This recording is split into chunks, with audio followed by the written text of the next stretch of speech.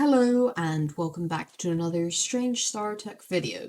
In today's video, I'm going to be showing you how to dedicate more RAM to your Minecraft game. As you can see, I'm in the Minecraft Java launcher. I'm going to go to Installations, then select a version I want to dedicate more RAM to. For example, this version. I'm going to press the three dots, then Edit. From there, I'm going to press More Options, then under JVM Arguments, where it says XMX2G, I'm going to change the 2G to 4G, for example. Now I've just dedicated 4 gigabytes of RAM to Minecraft. I have a 32 gigabyte PC, so I can dedicate as much as 16 gigabytes of RAM without any of my other tasks on my PC suffering detrimentally.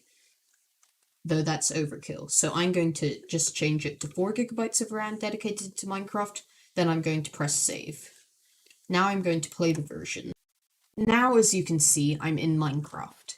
Because I have 4 gigabytes of RAM dedicated to the game, if I go to Options, Video Settings, I can set my chunks to 64.